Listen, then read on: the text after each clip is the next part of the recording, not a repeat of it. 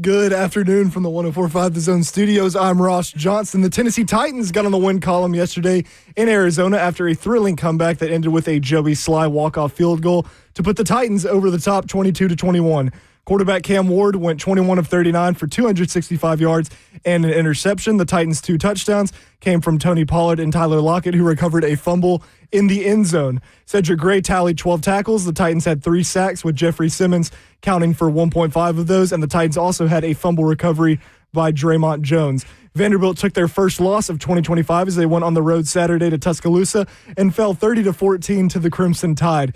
Diego Pavia went 21 of 35 for 198 yards, 1 touchdown and a pick, and also rushed for 58 yards. Also in NFL news, Colts kicker Spencer Schrader suffered a season-ending knee injury yesterday versus the Raiders, so they will be looking for a new kicker. And Packers wide receiver Christian Watson hit the practice field today for the first time since tearing his ACL. The Packers opened his 21-day window for him to be activated to the roster. For all your foundation repair, waterproofing needs, visit USSTN.com. Breaking news on watching your home for the Titans and the Vols. This is 104.5 The Zone. Get off me.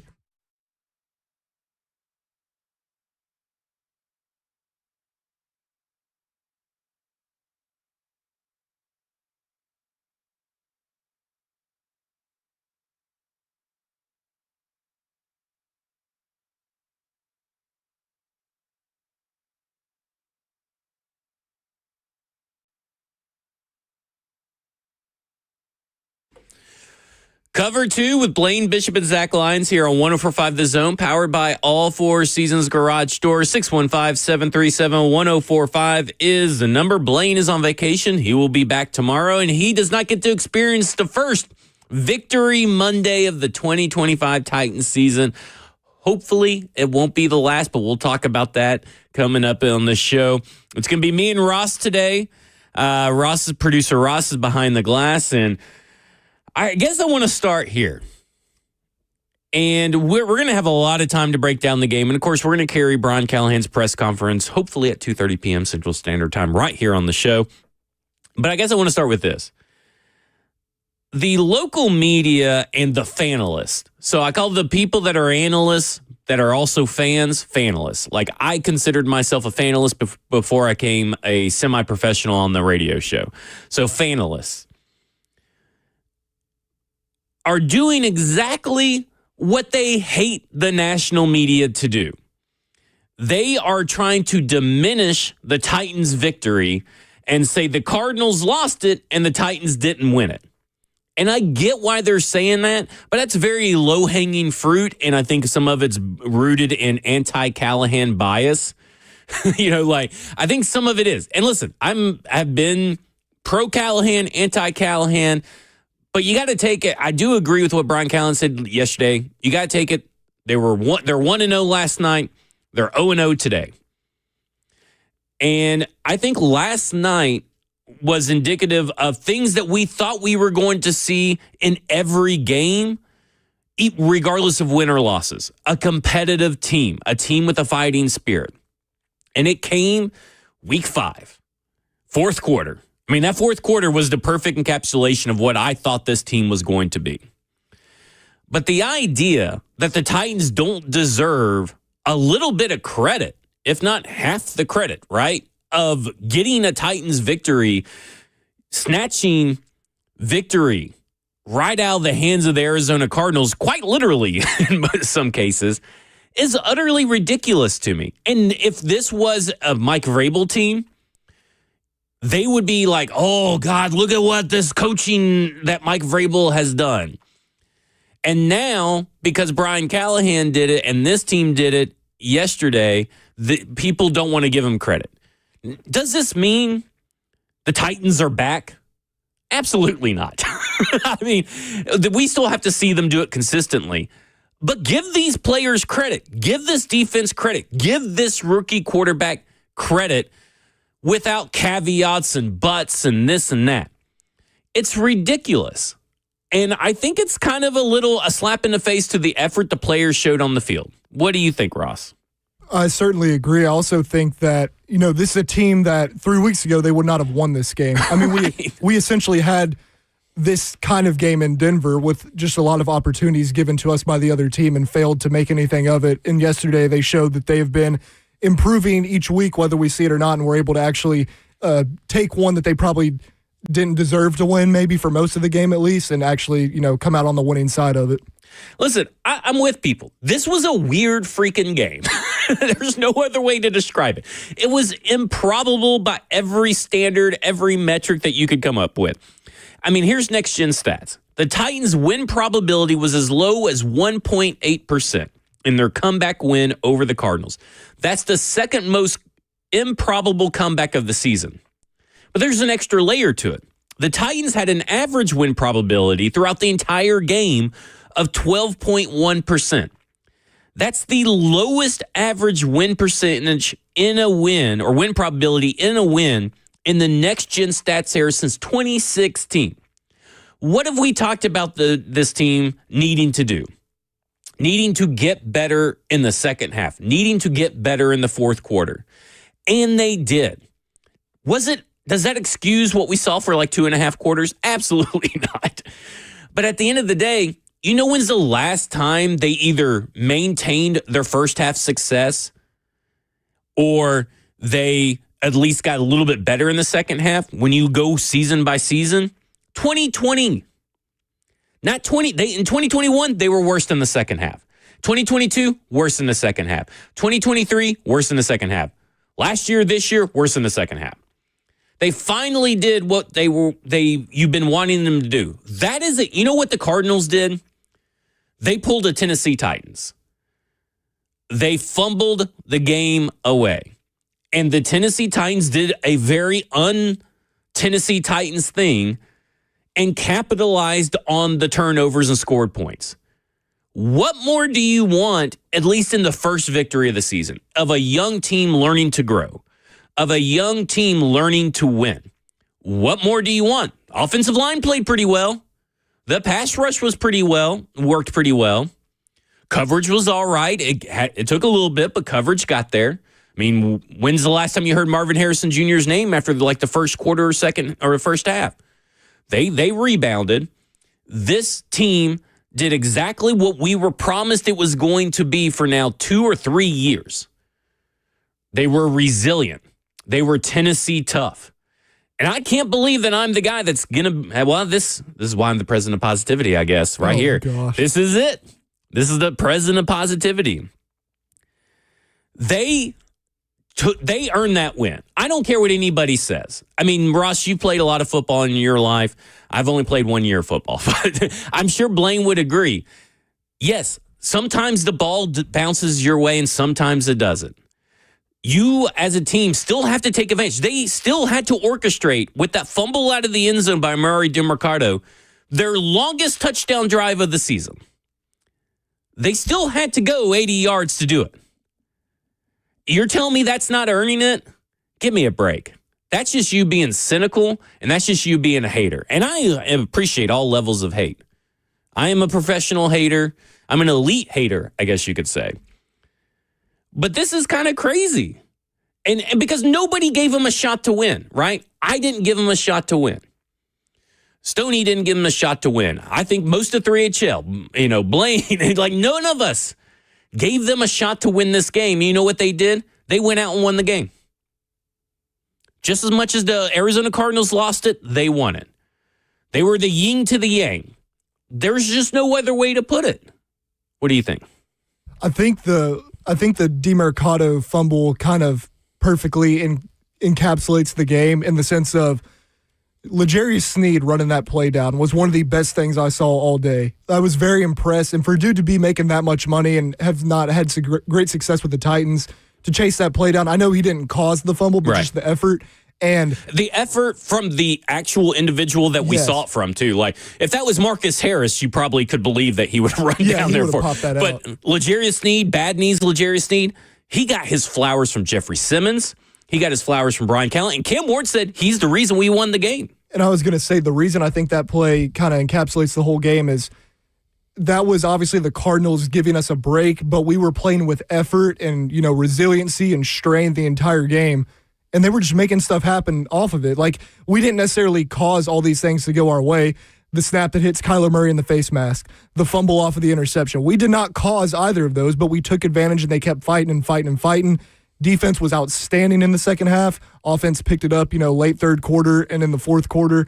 And, they got a win that they earned. That they never do. Yeah. Right? Can we all just sit here and just realize, first off, they're usually the Cardinals, or B, they usually play a team like the Cardinals and they lose that game still, even though being gifted opportunity after opportunity after opportunity. If this is a season all about growth and rebuilding, now we have to see them continue to build on that fourth quarter, right? And we're going to talk a lot about that. There were some, they tried, right? They did a lot of punts on 4th and inches and 4th and 1 and 4th and 2. They went for an extra point when they probably should have gone for 2. They did curious things that looked like same old Titans, except for what didn't look like the same old Titans was the effort after the Cardinals gave it up. That fourth quarter effort tells you a lot about this team.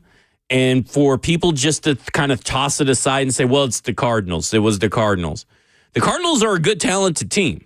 They went up 21-6. Mistakes happen in the NFL. It's about teams who capitalize on mistakes. Tennessee Titans had less sacks, right? They gave up. Cam Ward was sacked less than Kyler Murray. They had less penalties. They had less time of possession by 5 minutes. But they did win in certain areas, and this team believes in each other right now, and this team believed they could win that game when no one else gave them a shot. No one else gave them a shot, and they get to go play the lowly Las Vegas Raiders, who are just kind of an older version of this team right now. They could be 2-4. Why are we just ruling that out right now? 2-4, maybe they still end up 2-15 or 2-14 or whatever it is. 2-14, I guess. No, 2-15. So maybe they just end up 2-15.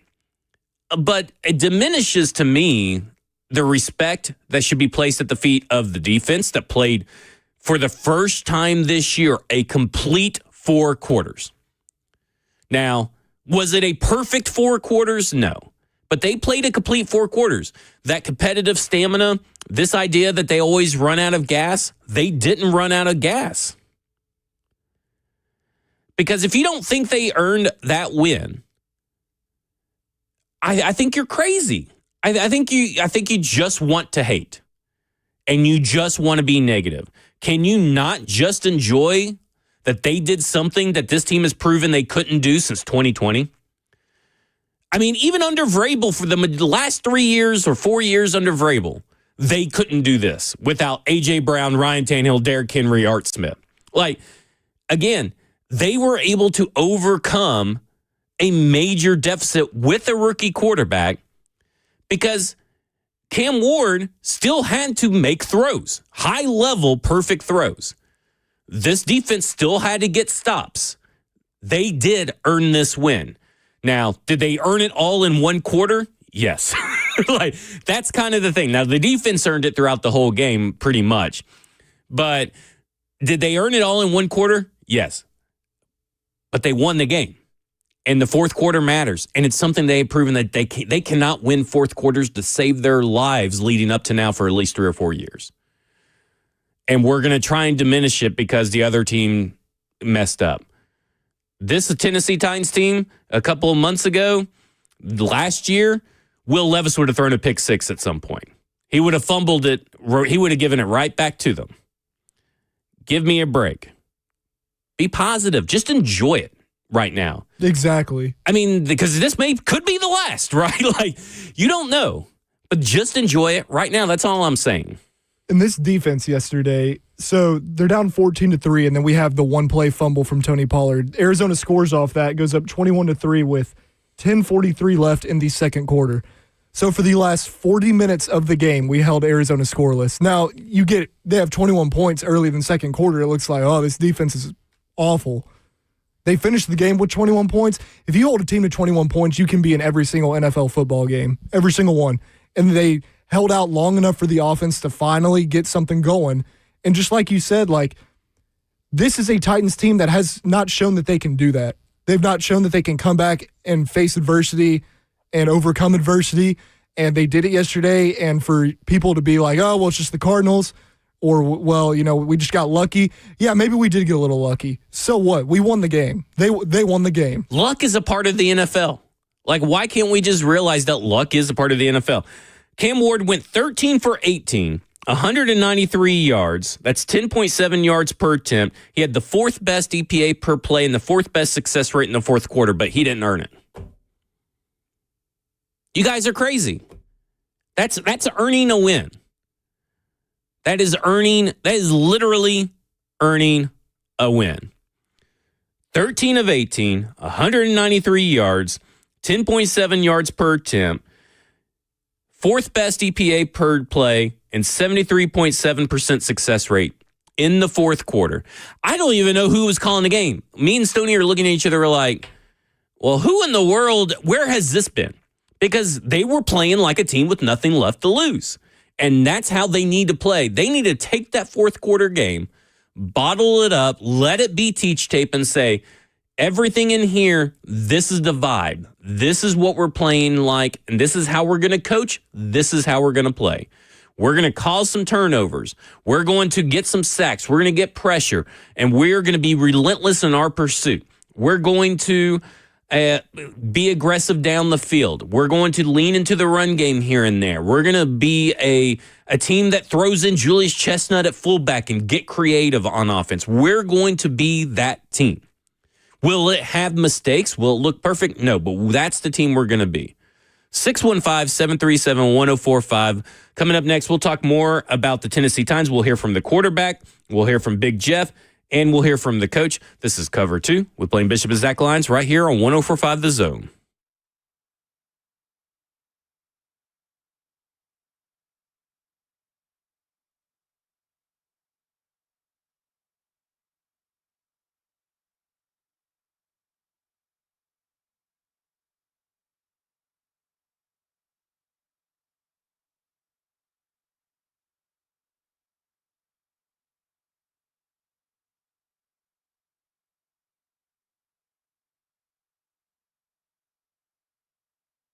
Let's talk insurance. King and Associates Insurance.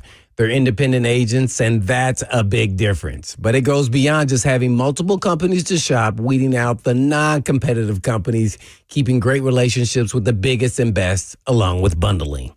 But unfortunately, life happens, and they get it.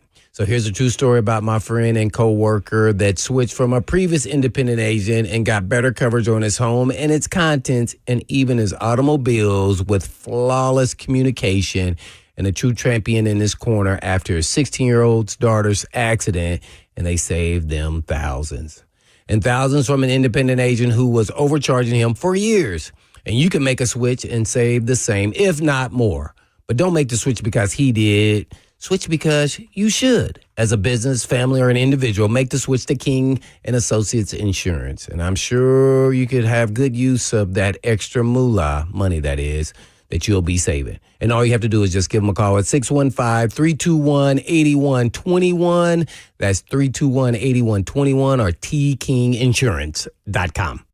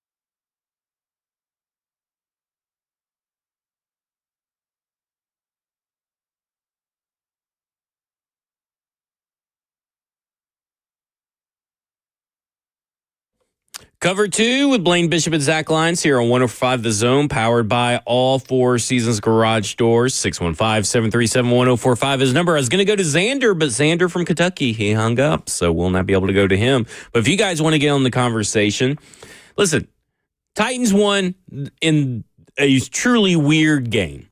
But yesterday, a bunch of teams came back from deficits and won games.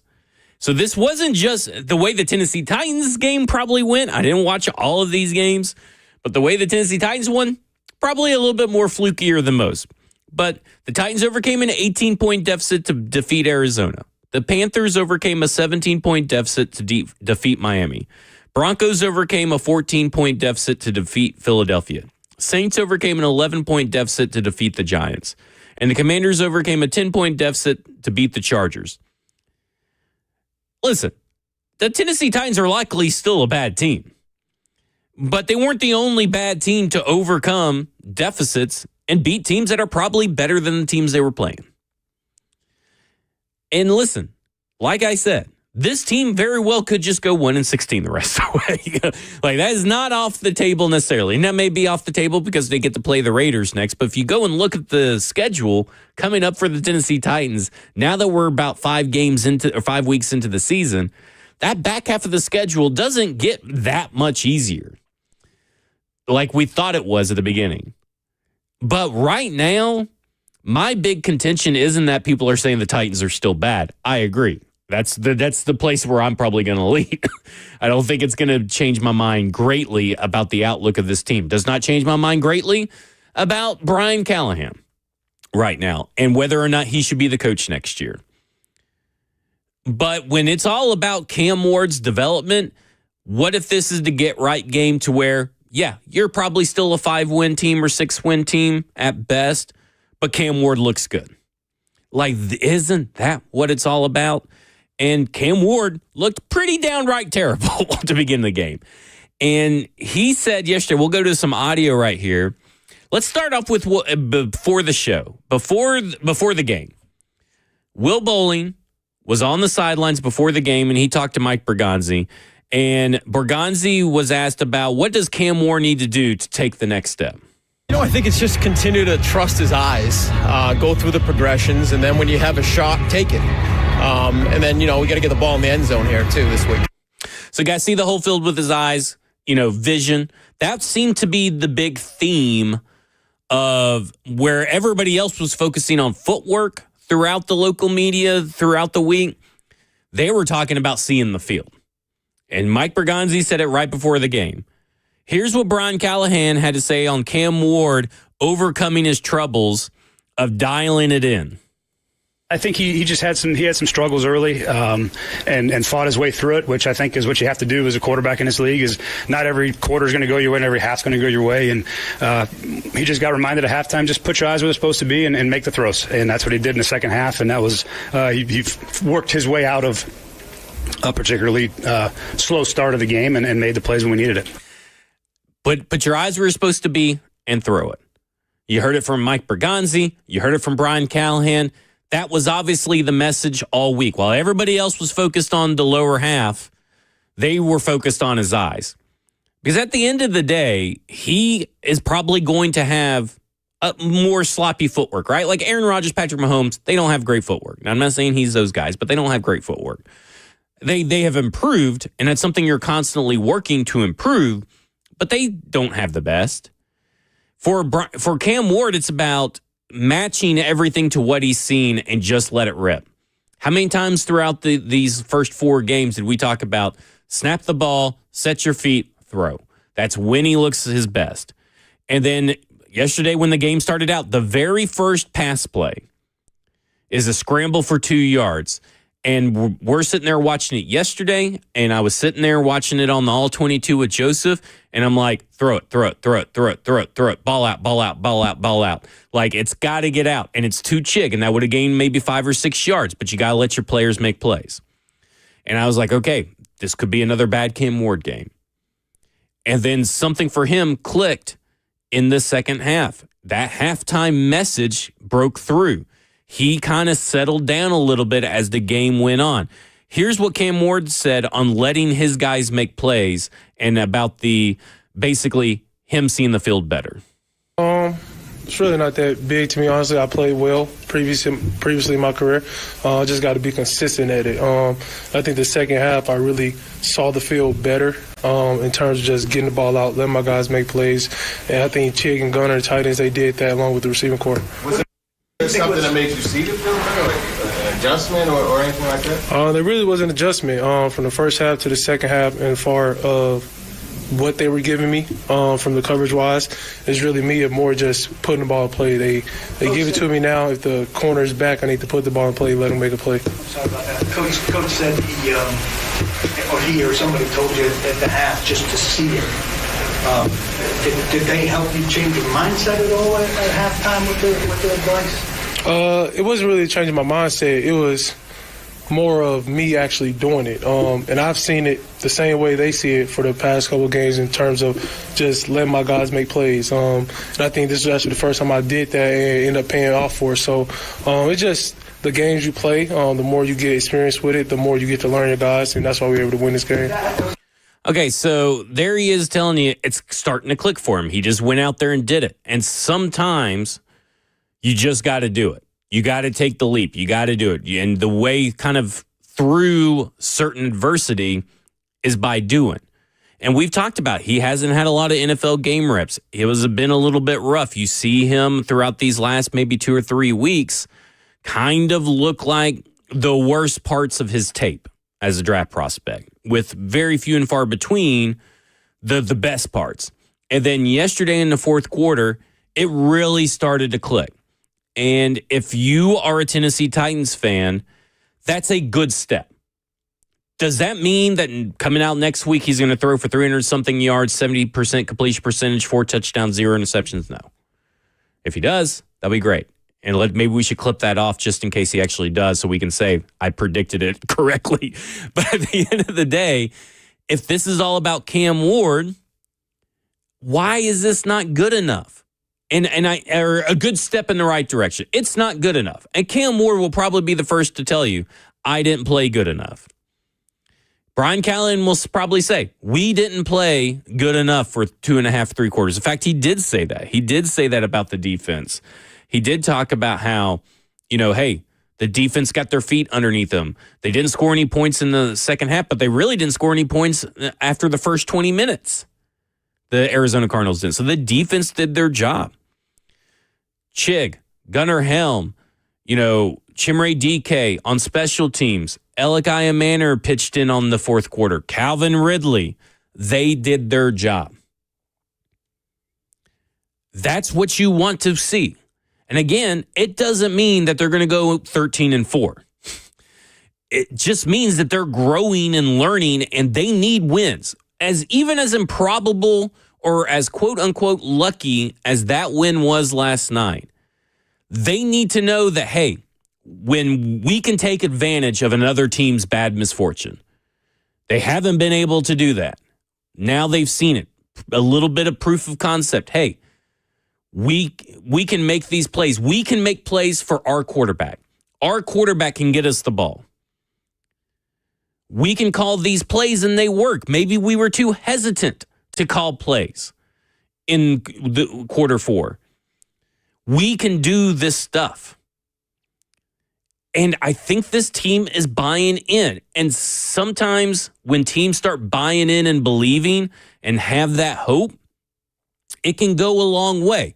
Now, this is still an untalented team for the most part. This is still a team that's probably not going to have the benefit of playing some backup guards. They may not have that benefit on the pass rush. They may not have the benefit where Marvin Harrison Jr. can get covered up and then you got just Greg Dortch. They're not going to have this opportunity every week. But as long as they become that fourth quarter team through a full game, that's what you want to see. I mean, maybe the next logical step is that you do it in an entire half. Maybe you open up the first quarter like you ended the fourth quarter of this game. And then you build. They're building something. It's not a finished product yet. So I think that because they're building something, we all can acknowledge two different things here. We can acknowledge this team still has a long ways to go, and it's probably does not really change the outcome of this team right now. We have not seen enough evidence to say that. But they also won that game, and they were better in the fourth quarter than they've been in any fourth quarter since probably the Mike Vrabel era. I know we talked about like overall just the team overcoming adversity in that game, but think about some of the individual players. Cam, first, 3.5 quarters, terrible. Fourth quarter, pretty dang good. Calvin probably put up nearly all of his production from the first 4 games in this game yesterday. Tony Pollard, just kind of freak play, fumbles the football on a drive, comes back, keeps running hard the rest of the game. I mean, he still looks great. Snead's been up and down. He plays on Marvin Harrison's side a lot more in the second half. Marvin Harrison doesn't really do anything in the second half. I'm not saying that was all Snead, but my point is just individual players kept overcoming, their own shortcomings from the season or earlier in the game, and it showed up in the fourth quarter. And you're still going to get J.C. Latham back, hopefully this week. Maybe you'll have Tavondre Sweat in a couple of weeks. Like, those are reinforcements coming. And I will also say this. We have not talked about the interior offensive line or the offensive line in general too much, but the interior offensive line, Kevin Zeitler, Lloyd Cushenberry, and Peter Skoronski played their best collective game as a unit. They didn't allow a single pressure of any kind, including sacks, up the middle. And that's where they've been running really well, is up the middle. Maybe they're gelling. Maybe Lloyd Cushenberry has enough reps coming off his injury. Maybe Kevin Zeitler has enough reps coming off not playing in the preseason a lot. So maybe that is trending in the right direction. Do we have to see it consistently? Yes. But maybe it is trending in the right direction. All right, let's go to your phones. We got a lot of phone calls coming in. Let's go to Will in Williamson County, or Wilco. Will, you're on with Zach, I guess, just now. Hey, I just wanted to say that I thought that Titans win was nothing but luck and a lot of bad coaching from the Arizona Cardinals, and a lot of them just kind of giving the win away. And realistically, I think that Amy Adams is one stupid bitch that probably needs to sell the team. Whoa, okay. Hope you dumped that. All right. Whoa. Well, this ain't football and other F words. You can't be saying that. Holy crap. I mean, what just happened? Was that? I was on the phone. Was that an F-bomb? Oh, that was a B-bomb. Can we say that about Amy Adams Strunk? I don't think so. And should we say that about Amy Adams Strunk? No one should. I don't think we're allowed to say that on in that context on the radio. We got that dump, though. Yeah, okay. Whoa. Not a great time for me to be on the phone, I guess, with a caller. Holy crap. I mean, what is going on here? You can't be doing that on the air. I will go listen back to that. Whoa. Golly. He was doing fine at the beginning, and then he just all of a sudden just takes a left turn down. That was wild. Winds will do that to some people when you get one out of nowhere. Gosh. Oh, my gosh. All right, let's go to Luke and Dixon. Luke, let's try to keep it clean, Luke. Yeah, I mean, so I guess I didn't know that when y'all hit the dump on the radio, it's definitely catches it earlier than on the phone. So I heard what he said. What a moron. Don't be calling and talking like that on the radio. His mama didn't raise him right. Anyway, all right, back to football. So I just tuned in, just got back on the road. Have you talked about all the drops? Like, I'm happy with the win. I know wins are hard to come by. Yes, some things had to go our way. The ball had to bounce our way, dropping the ball at the 2-inch line for them. And anyway, 3 quarters just looked horrific. I mean, 3 quarters offensively. I mean, even though the defense did give up 3 touchdowns, they settled down.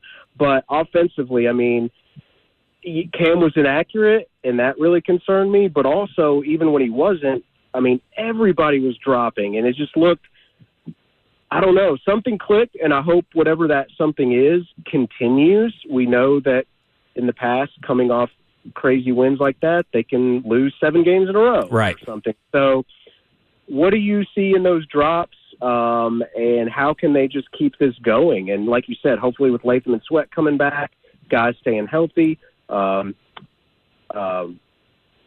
Tajay Spears, if he continues to get more reps and play better, get more explosive coming off an injury, I do have some hope. But at the same time, it's super cautious because we know what this team can do. All right, see ya. All right. Great call, Luke. Great Much call, better. Luke, and thankful to keep it clean. So I think the drops are concerning to a certain degree because here's the thing. Tic Tac Titans said this. Tyler Rowland does Locked On Titans. And I do agree with him on this, is the fact that we got to just quit arguing about whose fault it is on the drops. Neither the quarterback played well or the wide receiver played well. Should the wide receiver have caught it? Yes. Could Cam Ward had put them in a better position to make the catch? Yes. I went back and watched the fourth quarter because there were only 5 pass plays in the fourth quarter, 5 pass plays in the first quarter. The first one was a scramble, and then he was 2 for 4 on the rest. And it kind of was a good example of the lack of consistency this pass game has had. Because, he went for a scramble for 2 on the very first pass play when he had Chig wide open in the flat. He's looking at him, then he looks for the big play, then looks back and is like, okay, well, I'm just going to run it. Okay, just get the ball out to Chig. Then he does what we say we love him to do, takes the snap, plants his foot, throws a little nice shot to Chimere DK, who goes for 6 yards. Right on the money. Then he does a throwaway where he's kind of rolling out there, moving the pocket. You see Gunnar Helm is NFL open. Is it perfect? No, but you got to trust your eyes, right? That's something that they talked about. And he threw it away.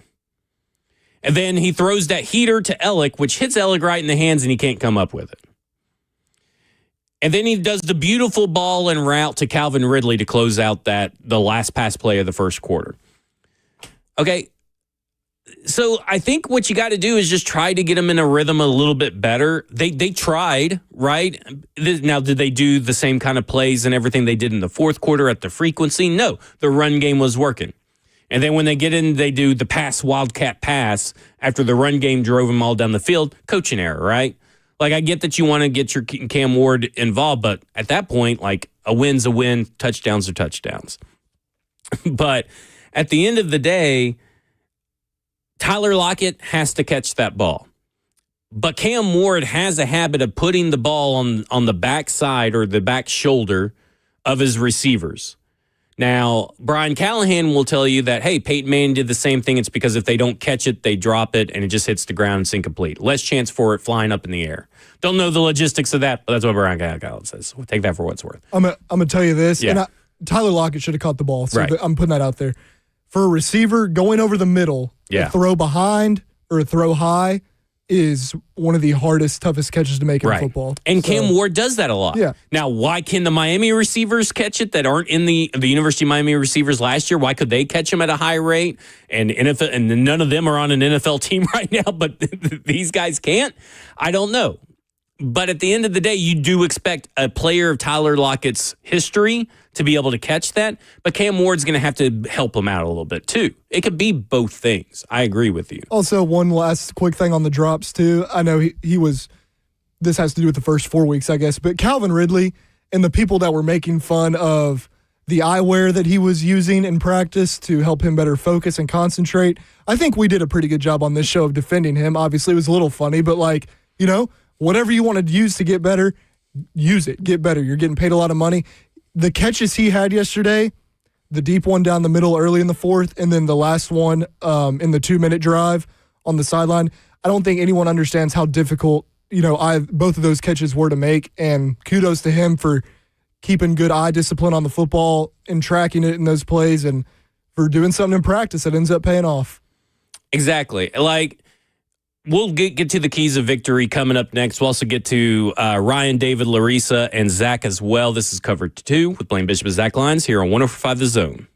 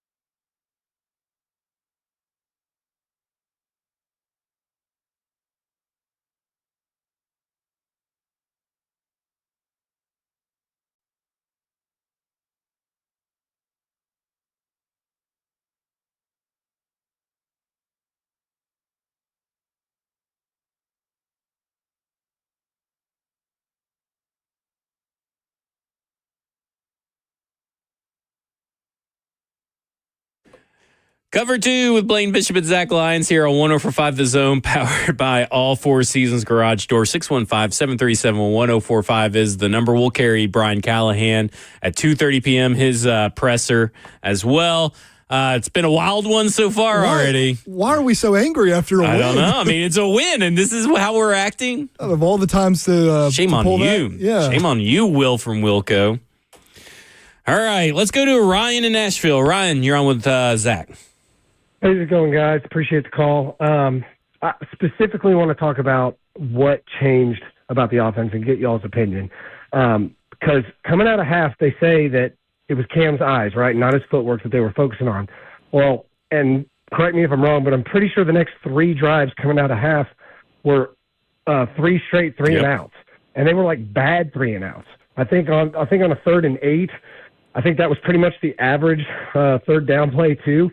Like, Chig ran a 6-yard route, so things were not different than the first half. It was anemic. It was looking terrible.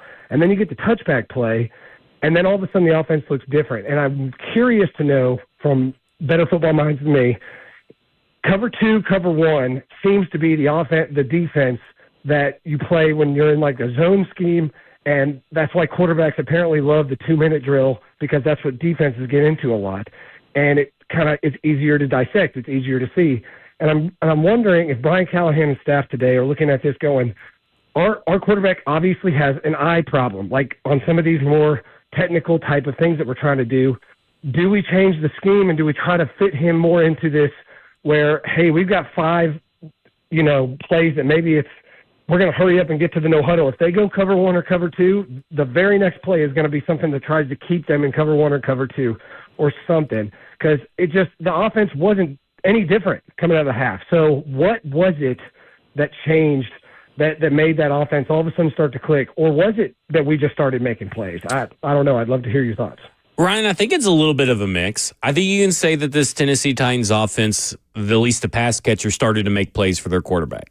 I think you can also say that Cam Ward's eyes and trust. I think for a young quarterback transferring in from college to the NFL and making that transition, they're not asked to make a lot of timing and anticipation throws. That's not how the college game is built. They are pretty much wide open guys, throw it to the wide open guy for the most part. That's something that Greg Cosell talked about, the install for Buck Rising, and of course Brian Callahan was there, and they kind of both talked about that. And so that kind of made me think, okay, there's going to be some growing pains for certain quarterbacks. Now, can the Tennessee Titans offense do things to help them see the field better? Yes. RPOs would be a good start. He said this week, Cam Ward said this week, RPOs help me see the field and see leverage better. They still haven't really done a lot of RPOs, but he started seeing the field, and I think he started trusting his eyes. And then his receivers started catching the ball as well. Now, they were in as far as the numbers say, and I have not gone back and double-checked these from film perspective, but I don't think there was a play-action play ran at all in that fourth quarter. And so, again, do they need to? Maybe they don't need to. Maybe that's the issue. Maybe they do sometimes, but not lean into it like other teams. But what he was doing was almost standard drop-back passing, and he was carving up that defense. And I think one of the bigger things that Arizona and maybe these other teams are kind of throwing at Cam Ward isn't a bunch of different looks after post-snap. It's that they're clogging up the passing lanes because they're not afraid of the run game. They're not afraid of the offensive line holding up. They're not afraid of Calvin Ridley or the receivers. They're going to make Cam Ward have to read and react. And I think in the fourth quarter, it just started happening and started clicking for Cam Ward. And some of that is also trust. Yeah, I think the first 3 quarters or, first couple quarters and a half, he was very getting narrow focused onto one side of the field and just locking into his reads on one side of the field to where if those 2 or 3 guys weren't open, he wasn't working back. Or by the time he was working back, it was too late. I think teams are playing a lot of match type of coverage against us, and they're passing guys off. Yes. And I think it's just throwing them off, which is understandable, completely understandable. It's just going to be about continued, timing and, just fine-tuning those details with his receivers to where they can, 3-step drop, hitch, ball's out. And it's going right on the receiver's chest where they're supposed to be, when they're supposed to be there, and just fine-tuning those smaller details. Let's go to Larissa. Larissa, you're on with Zach and Ross. Hi, guys. I swear I'm making my rounds in a little bit, but I cannot stress this enough. They won. The team won. No matter how, no matter what, it was done. And so don't be dragging this team for winning, maybe not the way you thought it should have been done, but they won. And some of these callers that have called in saying, okay, hey, oh, I should have thought and someone can't see, blah, blah, blah, blah, blah, blah, blah. Stop it. If they would have lost, then what would you have said then? Oh, yeah, they did. Okay, they won. And give them their flowers. There's a lot of work that needs to be in place. But come on, folks. Giddy up. Be a little happy about that. I'm going to shut up and listen. I swear I'm not going to call another show. All right. Hey, you got 3HL Nets. You got to at least call them and give them some. There you go. No need to be salty, folks. They won. I'm with you. I am with her. They won. And if they would have lost, and let's say this. Let's say Amari DiMercado still fumbled out of the end zone. Let's say that Cam Ward threw in a tipped pass interception that Tyler Lockett and them didn't recover. And they lost the game. We would be talking about the same old loser Titans that are gifted a win and they can't take advantage of it. And now everybody's mad because they took advantage of it. Enjoy the win. Enjoy the win. Coming up next, we're going to talk about me and Slay's keys for victory for yesterday's game and how that they almost all came true, every single one of them. We'll also go to Wesley, David, and Zach in Mount Juliet. This is Cover 2 with Blaine Bishop and Zach Lyons right here on 104.5 The Zone.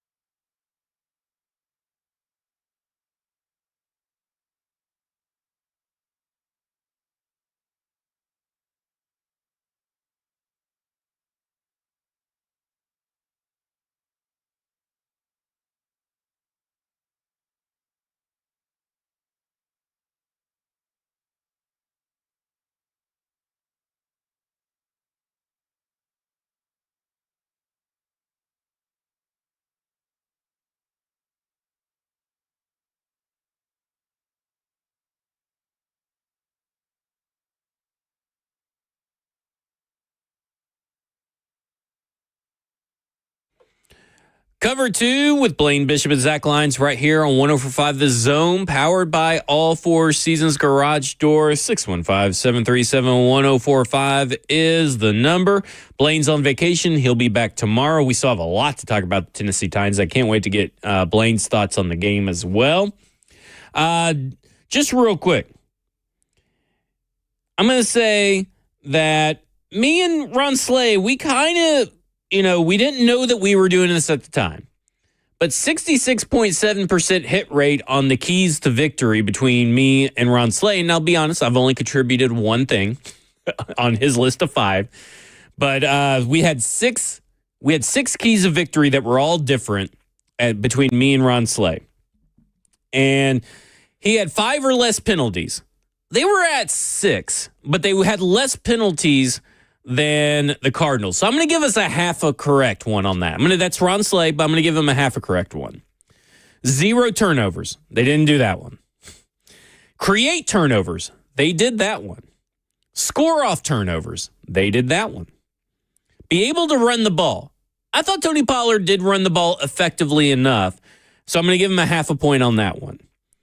And I personally said that Cam Ward and Ridley have to go off. And they went off. They connected for 131 yards on 5 receptions, 10 targets, and they finally just fed Calvin Ridley.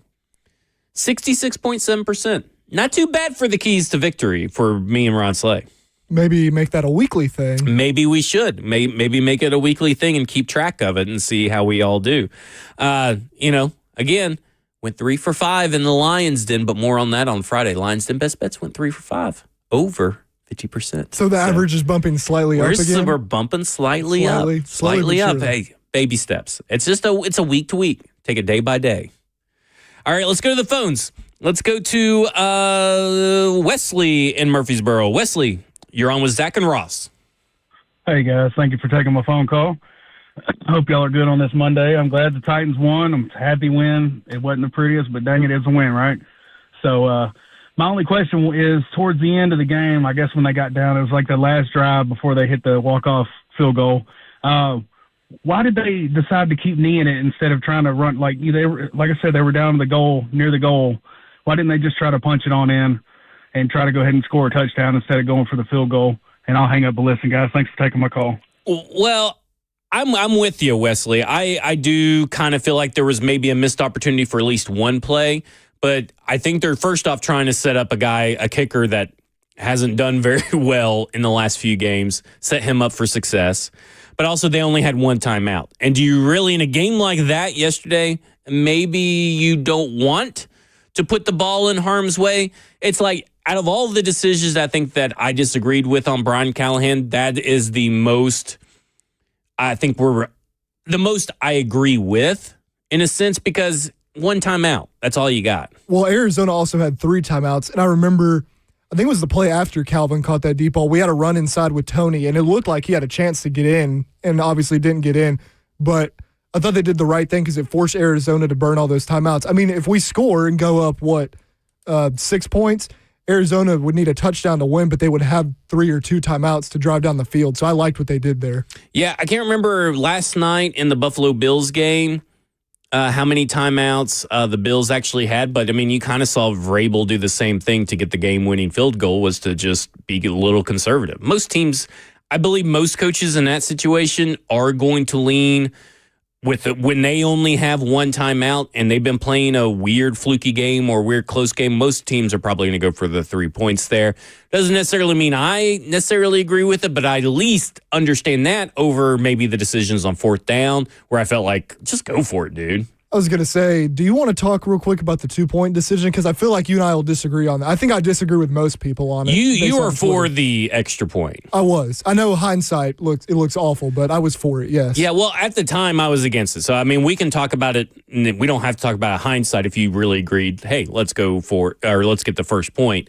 I don't know. It just felt like that was the moment to maybe capture a little bit more momentum to go for it. And so for me, I'm a big believer in momentum in games.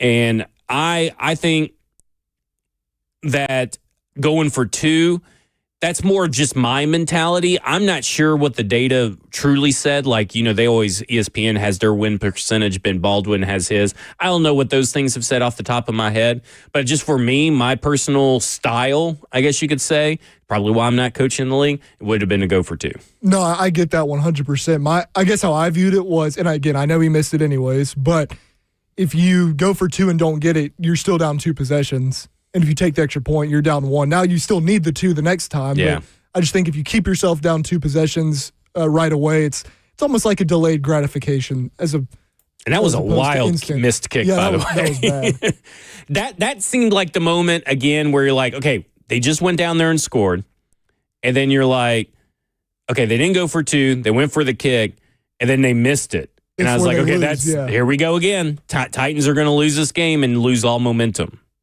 Again, talking about earning the win, I feel like that is actually evidence for them overcoming their own mistake. Or their own error, I guess you should say, a missed kick. It may not necessarily have been a mistake to go for the kick, but the missed kick itself was an error. And then people were like, oh, Sly barely made it at the end. Did he make it or miss it? He's never had a 0. He's had, up until this point, 0 career game-winning field goal kicks made. And another player overcoming adversity. Another player overcoming historical adversity. Yeah. So who cares how many kicks have been barely made that have won games? Oh, well, thousands of them. Or the Titans, and it was a little too close for comfort. A little too close for comfort. All right. A little short break here coming up next because we're going to have the Brian Callahan press conference at 2:30. So we're going to hit the phones when we come back. We'll wrap up our Tennessee Titans talk. Then we're going to throw it to Brian Callahan for his 2:30 p.m. presser. This is Cover 2 with Blaine Bishop and Zach Lyons right here on 104.5 The Zone.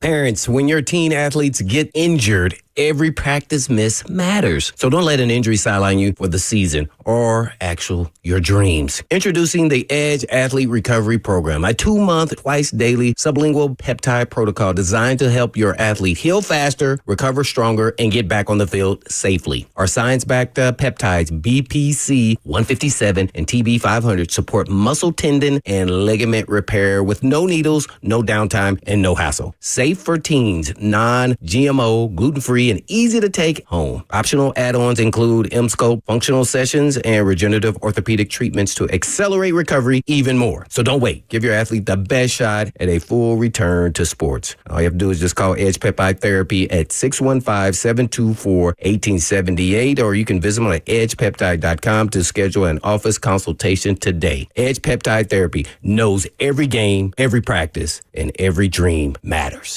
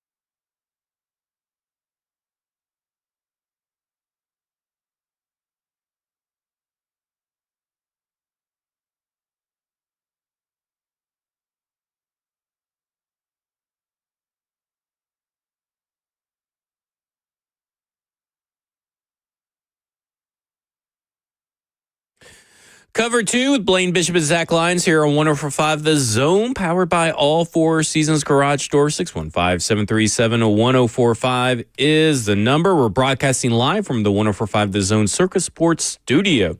Kentucky's largest sports book is located at Circus Sports at Kentucky Downs.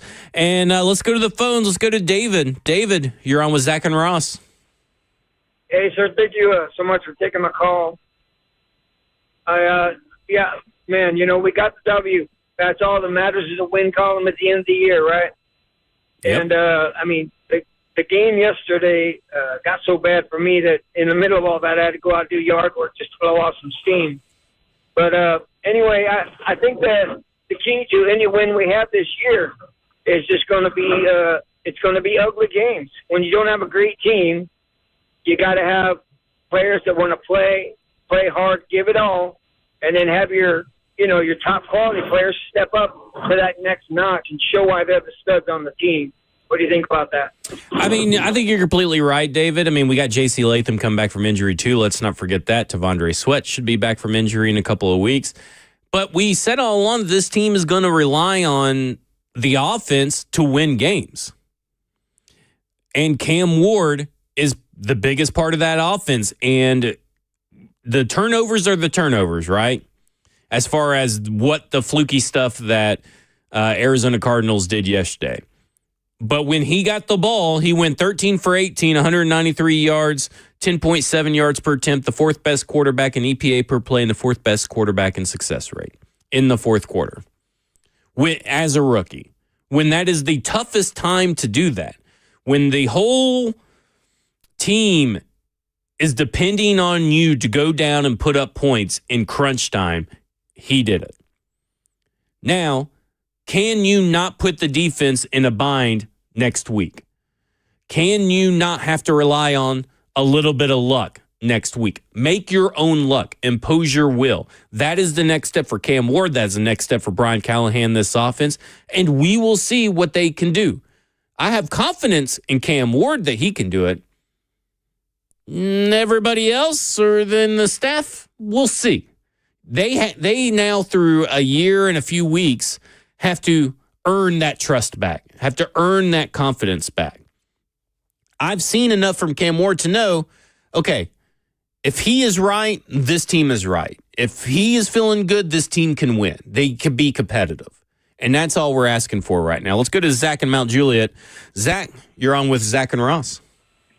Hey, guys, appreciate you taking my call here. I wanted to shift some things to the defensive side of the ball, and my question in a very positive way is what has gotten into Cedric Gray lately these last 2 weeks? To me, he's one of these guys that, you don't really notice him that much during the game, but then I've looked at the box score the last 2 weeks, and you go, holy cow, 17 tackles, 12 tackles, and I saw this morning he's tied for third in the entire league in tackles right now. So I guess what has flipped that switch over the last 2 weeks to where now it seems like he's more involved and kind of has a nose for the football, especially a guy, that kind of took his time getting settled in, coming off IR and never really got his footing the rest of last year and the beginning of this year. So what has kind of maybe switch that? I'd be curious to hear what Callie would say in the presser about that specifically. So thanks, guys. Appreciate it. No problem, Zach. I would say that he saw Jarvis Brownlee Jr., his draft classmate, get traded, and maybe that lit a fire under him. But to be honest, I think it's just game reps, right? He didn't play really defense except for in one game, and it was a really bad game last year. He had a full season to get it healthy. He had to earn his spot because James Williams was getting first-team reps for 90% of the offseason. He had to earn his spot. And let me say something. Cedric Gray can trigger. He can pass rush. He can run stop. And you need your linebackers to cover. But for right now, the impact that he is making on this team, yes, it is hard to kind of watch the linebackers every play because you're kind of watching where the ball goes, and maybe sometimes the linebacker's not there. But he is hitting the hole. More often than not, he's one of the better defenders on this team getting his assignment right. And sometimes just about doing the basic things right when you're a linebacker and young player. He certainly has been playing outstanding, especially in the run game, in my opinion. I think what shows on the tape is that he's somebody that, one, watches a lot of film, and two, is very confident in his game. I mean, he's the best run defender we have outside of, Big Jeff, in my opinion. I think that's playing right now because obviously Tavondre Sweat you probably put in there. He's got a great feel for hitting gaps, beating pullers, scraping over the top, or kind of undercutting gaps to make plays. And then the pass game, I'm not going to say any of our linebackers look great in coverage because they don't, but he's always around the football, and that's a great trait to have for a linebacker. Even if you're clogging up passing lanes, right, and muddying the vision a little bit, you may not be able to get there to make a play, but maybe you're making the quarterback hesitate, hold on to the ball a little long. Anything like that can help your defense that doesn't have a fast pass rush. And let me say this, Cedric Gray is playing really well, and if he continues this, he should be in Pro Bowl conversations. Big Jeff should be in Defensive Player of the Year, Pro Bowl, All-Pro conversations. Chimere Dike should be in Pro Bowl consideration. If Jaquan Jackson can lead Pro Bowl voting last year for several weeks, surely we could get Chimere Dike acknowledged as he is the leader in all-purpose yards right now in the entire NFL. Yeah, for sure. Going back to Cedric too, like you said, when he sees something, he is going, and I love that play style. Now, will that come back to bite you every now and then? Sure. If you see a lineman pull and you hit the gap, you're not always going to have it 100%, tackle rate on that or whatever. But I just love that he is confident enough to see something and go hunt for a play. And lots of guys wait for plays to come to them, and he's going out there to make the play happen himself. And I just love seeing that. Cody Barton hasn't been bad. He just hasn't been what we saw in the preseason. He just hasn't done everything you would have expected him to do at this point. Yeah. I look at Chimere Dike and also the caller earlier, and I cannot remember his name, so I apologize, but talking about the drops but from the wide receivers. Now, Chimere Dike didn't have any drops, but Cam Ward and Chimere Dike are getting very close to being on the same page on these deep shots. A couple of them are Chimere Dike's faults. A couple of them are Cam Ward's fault. If that starts to open up for this team and they start connecting deep on those plays, that's another element for this Titans offense that other teams are going to have to pay attention to. Coming up next, we should hear from Brian Callahan. He should be at the podium. This is Cover 2 with Blaine Bishop and Zach Lyons right here on 104.5 The Zone.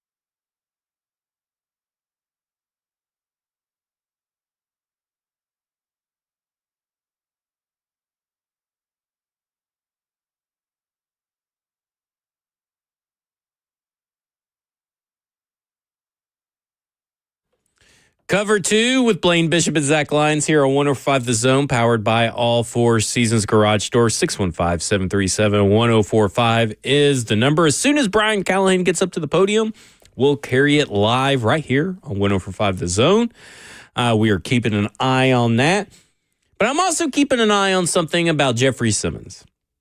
Because last night, I thought that Jeffrey Simmons probably had his best press conference of his entire career, where he showed a lot of leadership and really gave the flowers to the right people. Because everybody thinks that the L'Jarius Sneed play, which, by the way, go back, I'm sure there's clips of it now, but if you go back and watch the direction L'Jarius Sneed was coming from, it was almost the entire other side of the field. Like, of all players to go and do that hustle play, I would have probably put L'Jarius Sneed last. Like, I would have put Thomas Odukoya. It's like that Thomas Odukoya play last year, but where he went all the way across. But Big Jeff is finally doing it consistently. Week in and week out, he is destroying everybody in his way. He is playing at a Pro Bowl level. He is playing at an All-Pro level. And last night, Brian Callahan really brought the point home and said he's playing at a Defensive Player of the Year level. So it got me curious. What are the odds on the betting sites? Especially since Amari DiMercado cost me $400 yesterday. Plus 15,000 on DraftKings. So if you go and place a $10 bet on DraftKings, you could win $1,500 if he wins Defensive Player of the Year. What's crazy to me is that on FanDuel, there are no odds for Jeffrey Simmons as Defensive Player of the Year. None whatsoever. He's not listed anywhere. And right now, I just look at it and I go, this dude is playing some of the best ball, not only his career, but some of the best ball in the NFL. He's routinely making absurd plays happen. And that's all we've asked from Jeffrey Simmons. I still don't know if he'll get double-digit sacks. Right now, probably so. He's at least trending that way. But at the end of the day, I look at Jeffrey Simmons and what he's been able to do through these first 5 weeks, and I don't think there's any defensive tackle playing better. Now, there may be, stats out there that say that, well, this defensive tackle has more something or other in this particular stat. But as far as all around, in the run defense, in the pass rush, everything that he is doing it at a Defensive Player of the Year level. Now, what I'm going to be curious about is how many Defensive Players of the Year have been on bad teams. I would assume there's a Myles Garrett Defensive Player of the Year or J.J. Watt when the Texans were bad or the Browns were bad, and they still won it. So I don't know if being on a bad team is going to matter. I don't know if being on the Tennessee Titans team is necessarily going to matter because he's playing that well that everybody knows it. And that's all that matters. And listen, he's making other players look better. He's making Jihad Ward look like the best edge defender this Tennessee Titans team has. And he is the best edge defender the Tennessee Titans team has. Maybe Femi Oladejo needs to line up behind Jeffrey Simmons every play for us to get anything out of him. He's opening stuff up for Arden Key the last 2 weeks. Sebastian Joseph Day, who looked solid last year playing next to Jeffrey Simmons, looks even better this year playing next to Jeffrey Simmons. And he's doing it without Tavondre Sweat right now. Their pass rush lanes in the second half were just so much better yesterday. So much better. They were pushing the pocket, getting the edges contained. It was just it was a much prettier picture from the defensive line yesterday in that second half. Yeah, and to me, when you got a guy doing this that's wrecking the Rams, wrecking the Broncos, wrecking the Colts, wrecking the Texans, and wrecking now the Arizona Cardinals, he's a one-man wrecking crew right now. And that's all anybody has ever asked of Jeffrey Simmons, right? Be the dominant force that we know you can be consistently. And he has done that. And if he continues to do that, it's not going to take long for the national scene, if they haven't already recognized and given him his flowers. And a lot of these voters for this stuff just go look at PFF, which is very sad to say, but that's what they do. They go and look at PFF and say, okay, who's a defender? Let's just go to all defensive grades. Who right now is playing some of the best with the most snaps, right? And right now, you would look at it and you would say, well, Aiden Hutchinson, Fred Warner, Jared Verse, Myles Garrett, Jack Campbell, Will Anderson. And listen, Nick Bonito, Aiden Hutchinson are sexy names right now. But Jeffrey Simmons is playing really good ball, and he's the only guy on this team. Like, Nick Bonito has like 13 other players that are really good on the Denver Broncos. He is the former Defensive Player of the Year. Like, who's had it tougher? Jeffrey Simmons this year or Nick Bonito? Like, let's call it like it is. This guy is playing Defensive Player of the Year level, and he should get better when Tavondre Sweat gets there. It's kind of like a defensive MVP thing right now. Like, I don't think I'm not saying Jeff is the best defensive player in the league right now, but right. I don't think there's a player more valuable to a defense than Jeff is to ours. Yeah. So at the end of the day, right now, he's making himself indispensable. He's making himself money. And he's given himself recognition, and he's also living up to what he said, for the most part, what he planned to do. But he's also grown so much as a leader this year. And right now, that's the biggest thing. I want to bring up, hopefully Brian Callahan doesn't come to the podium just quite yet, but can you play the Big Jeff and Cam Ward old school Titans moment? Can we do that later after the press conference? It's not on. I know, but I've set this thing to record already. Okay, so you be on my P's and Q's. So you just don't. I did all these clips.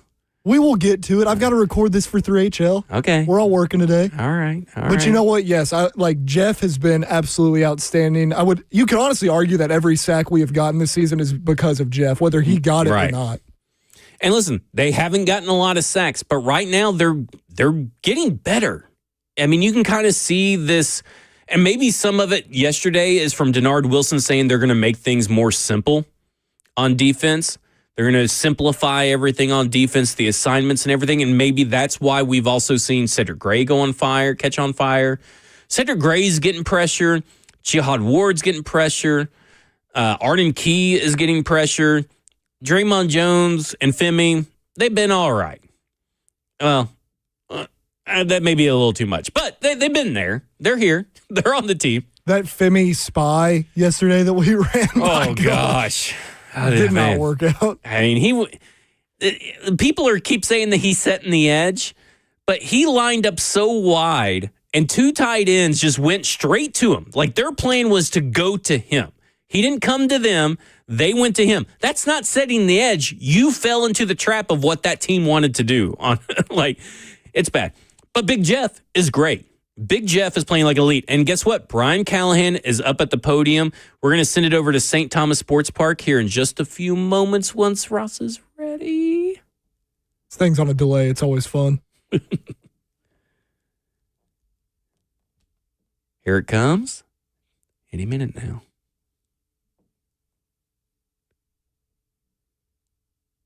Still plenty of things we got to correct and get better at. That's every week, and you try to maintain the same demeanor that you have when you lose as when you win, and you got to correct things. Got to get corrected. Every game's always going to have that.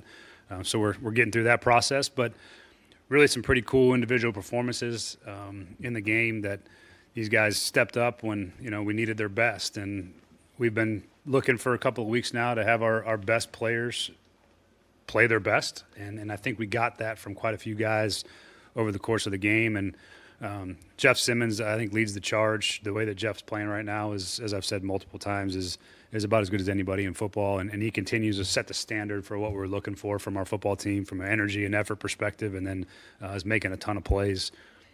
I thought Calvin Ridley stepping up and being really productive over the course of particularly the fourth quarter was great to see, especially coming off a limited week of practice. He only practiced once over the course of the week, and to show up on game day like that was impressive.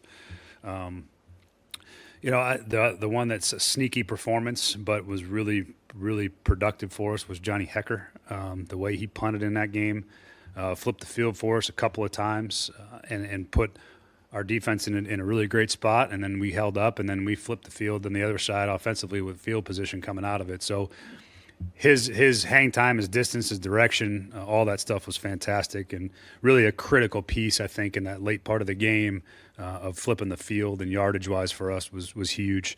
And then I think we got a bunch of guys. L'Jarius Sneed, I think, had a really good game. Was really pleased with how he played. Our special teams continues to make impact plays in the return game with Chim and those guys on the front line in KOR. It was really impressive. They 2 great blocks by James Williams and KB to spring that kick on Chim's return. And then our tight ends played well when we needed them to. Made some big catches, some big catch and runs, and at the end of the day, I felt like our offensive line protection was maybe as good as it's been all year in that particular game. And then Cam ultimately at the end when we needed to see the number 1 pick play like a number 1 pick, he did. And that was a big reason why we were able to win the game. You mentioned last night that he would live in 2-minute and 4-minute if you guys let him. What's the kind of balance of incorporating that versus situational versus opponent? Yeah, I mean, there's a personnel perspective. We felt like going into that game, one of the things that was going to be good for us and help calm that defense down some. They're real multiple when you get in 11 personnel, and then particularly when you no huddle against them, they had shown to pressure quite a bit and make it hard on you. So we got bigger against them, especially early in the game. We were in some 12 and 13 and even some 21. We had some fullback stuff in there as well. So that was by design. We felt like that calmed that front down and calmed the scheme down a little bit. So that in and of itself in the game plan wasn't really part of how we were going to attack those guys. But we have done quite a bit of no huddle, and I think that package continues to grow. It is something that Cam feels very comfortable in and has shown to execute well. So those are things that we're, by game plan, of course, but those are things that he has shown to play well in, and those are things we're going to keep expanding as we keep going forward. Are you looking for Cam to embrace the fourth quarter with the underneath throws in completing the easy passes? Because obviously the long ones are beautiful, but the other ones got you down the field. Yeah, I think that's a great lesson for him. That's what we needed from him early in the game too. Is we had some opportunities to complete some balls that were the easy throws. We're trying to make it as easy on him as possible. Some of those throws he made at the end of the game were high level difficulty throws and really good catches, but trying to make those be the throws that have to happen a couple of times a game and the rest of it be as easy as possible. And he's figuring that part out as we go. Had some opportunities early in the game, and I think he really calmed down in the second half and just focused on putting his eyes where they're supposed to be and just throwing the ball where it's supposed to go and not trying to do anything other than that. And I think you saw how effective that is when you do that and you can move the ball down the field as long as you take completions. And that's the one emphasis for him all this week is we got to complete the ball at a higher rate. Not all that's on him, obviously, but there's a part of that does fall on his shoulders, and we got to continue to do what we did in the fourth quarter. You mentioned that second half, I don't want to call it adjustment, but change of like how he saw things. Did you guys, I know there's not a lot of time, but did you guys go over anything in particular, or just? It's been an ongoing process. Those are things we can kind of continually talk to him about. The only thing I just said to him at halftime is really just that. I said, just all you got to do is put your eyes where they're supposed to be. Make sure your footwork matches it and just throw the ball. Like, it doesn't have to be anything more than that. And I thought he did a much better job of that over the course of the second half. You saw the ball come out of his hand when it was supposed to, go into the places it was supposed to go. And it wasn't perfect. There's still things that were corrected in coaching, but I think I think it clicked for him a little bit in the second half is probably the best way I can describe it. And hopefully that leads to starting off the game with that sort of same mentality and being able to find those things and move the team down the field a little more consistently than we have over the first month of the season. So hopeful that the improvement is rapid. When it comes down on the guys need to be able to catch balls that are in catchable range versus sometimes he seems to throw 100 miles an hour when he doesn't necessarily have to. That's part of it. There's a part of throwing catchable footballs, and he's got an unbelievably twitchy release and really natural body torque when he throws. And there's learning how to layer those throws and learning how to take a little bit off. And again, that's all part of his growth process over the course of these games. And I thought in this game it was really really good, consistently throwing the ball, catchable in the spots that needed to be put in for the most part. So again, he's learning every time he goes out there, and he's improving every time he takes the field, and been pretty pleased with the rate of improvement. After the win in Houston last year, you guys went to Washington, didn't go very well. Do you learn anything from that experience in terms of getting the team back this week? Yeah, I mean, I'll go back and look at my notes and make sure I'm not doing any of the things that I did the last time. I don't think it was anything really dramatically different, to be honest with you. It was, I think we that game was a product of some early turnovers that broke it open pretty quickly. But we got to be ready to go play again. And I think my point to you guys after the game is the same as it was to the team today, that it's one game. And we're trying to win more games and stack wins and stack the process. And that's our focus. And it feels great to win, but we also aren't. I mean, I'm not satisfied with all of it, and they shouldn't be either, because we got to play better. Earlier in the game, there's the good teams. If you give them a 21-6 lead in most games in this league, you're going to have a hard time coming back. And thankfully, we found a way to do it. But that's not the way we want to live, nor is it sustainable. And we got to find a way to play better earlier. And I think that's the key. And having the same mentality about how we feel after a loss when you're correcting the tape, and making sure you're correcting what needs to get corrected. When you watch the film of what you just talked about, how it kind of transpired, having a different perspective since you have the bird's eye view now, did the plays that took place that allowed you guys to come back, does it seem as bizarre as it was at the time? Just a I've seen a lot of bizarre things in my time in the league, and that's just the way the game goes sometimes. And what I like about what happened in that game yesterday is that, really for the first 4 games, we were the team that was making the errors to lose the game. And that's a real thing. Is you certainly can lose yourself a game a lot quicker than you can win one. And to be on the other side of that and take advantage of those opportunities when they arose, and to be able to make the plays necessary to win the game was a nice change of pace for us. And that's where you want to be. And weird things happen in this league all the time. Ball bounces strange. I mean, I could take you back to the Tebow season in Denver and show you a whole bunch of crazy stuff that happened that has no real explanation in how we won some of those games. But I think the important part is when you get opportunities to go close a game out and win it, we did that, for the first time all year. And we weren't the one that was putting ourselves in position to lose. And I think that's where I'm the most proud and the most excited that maybe we've, turned a corner in that regard. What led to maybe Cam and Calvin having so much success yesterday, and how much do you hope that's kind of a confidence builder, springboard for those guys? Yeah, I think somebody asked me a question about that maybe on Friday, just about how do you get Calvin going, and my answer is the same then as I think it is now, is that you just got to keep finding ways to use his skill set.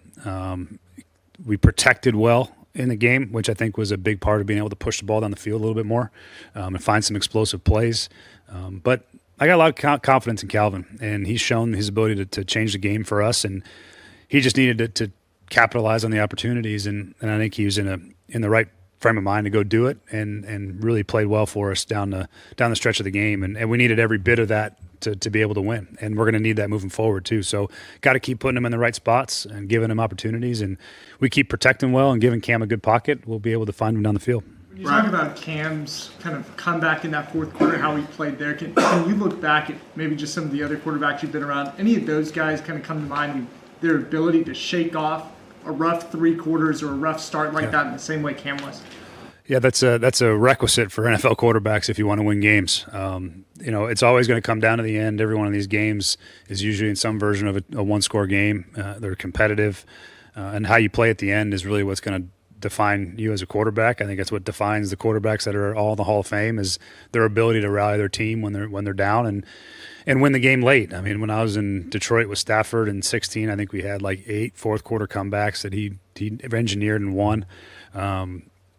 Burrow's had quite a few big moments coming back and winning late in games, and I think that's what you have to do if you want to play quarterback at a high level, is find ways to win, and even if it's not pretty when it starts, how do you finish the game? And again, I think the best way to put it is, you want your guys to be at their best when their best is required, and And I think we got that from a lot of guys at the end of the game.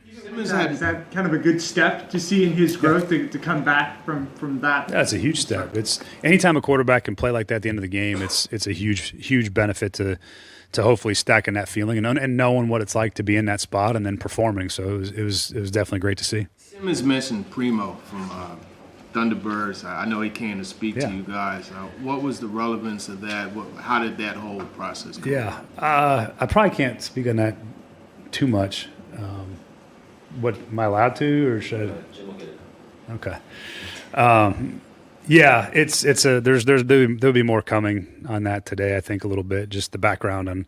I know it probably looks weird that who is this guy and why are they talking about him? It's from the Netflix documentary, The Thunderbirds. He's a fighter pilot, kind of a guy that we connected with. I used that documentary as a medium over the course of training camp to, get some messaging reinforcement from just a different place, and it's awesome. If you haven't seen it, I'd watch it. But our guys sort of connected with Primo and some of the things that he went through, and they're like big fans of Primo, and it worked out. We tracked him down and found out that he was training out in Arizona.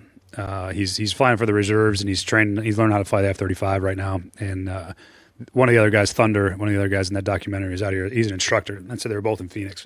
And so I had him come talk to the team on Saturday night, and then as you'll see, he was in the locker room after the game.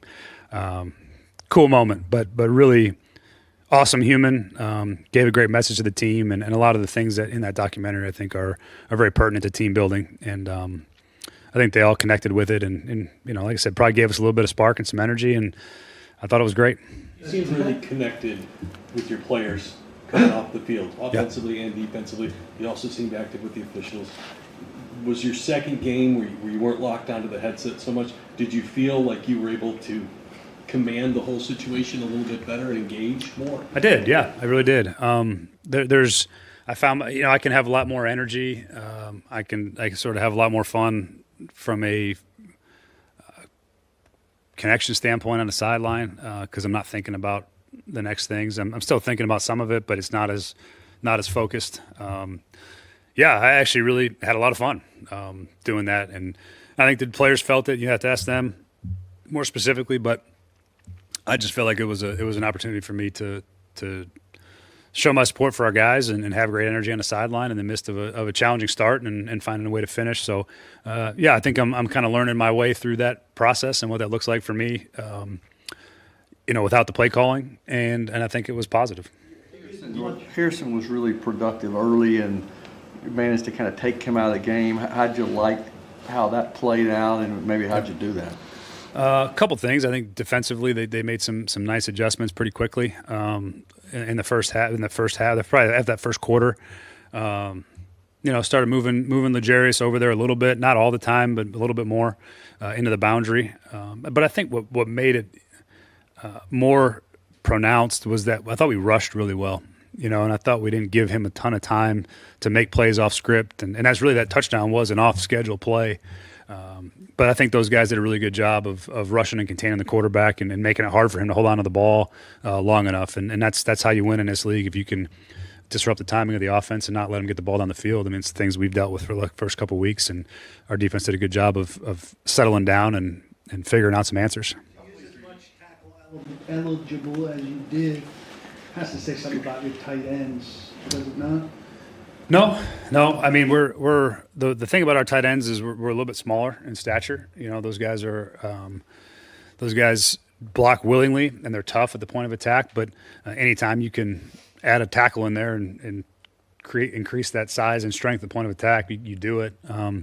There's a bunch of teams that do that at the moment, and it's hard to find the old 260-pound, 265-pound wide tight end that goes in there and blocks like a tackle. So you might as well just put the tackle in there and let him handle the point of attack. And our guys do a good job when we need them to, but it's just, again, trying to just use our personnel the best we can and put our guys in great position, and it's been effective for us, certainly.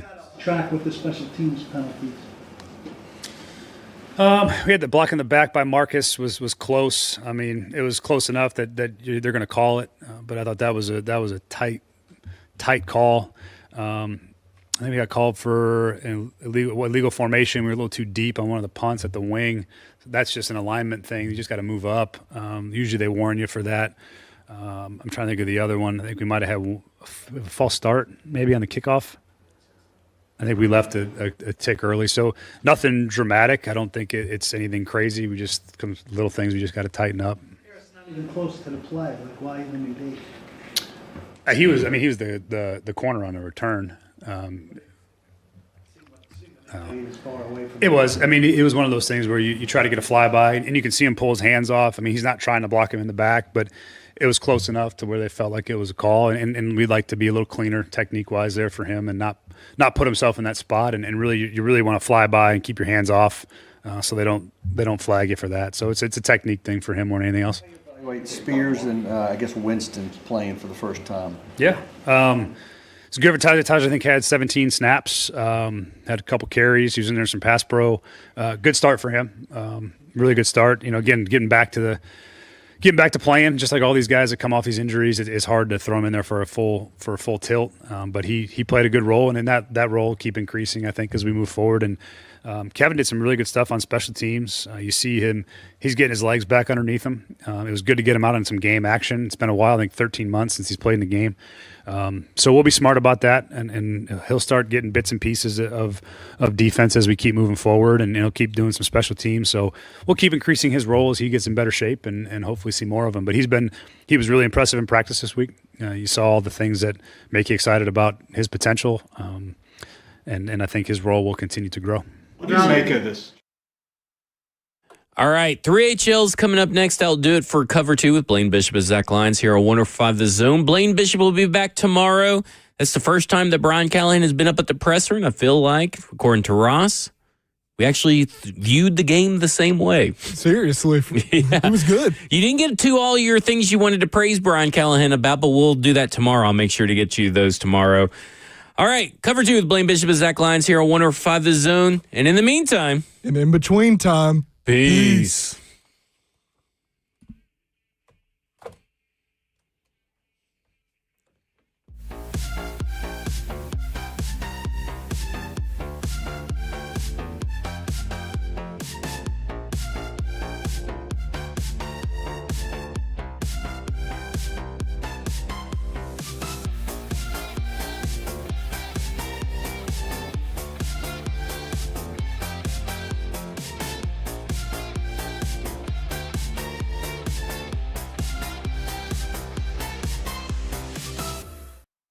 You might not know this, but there's an auto repair company that pays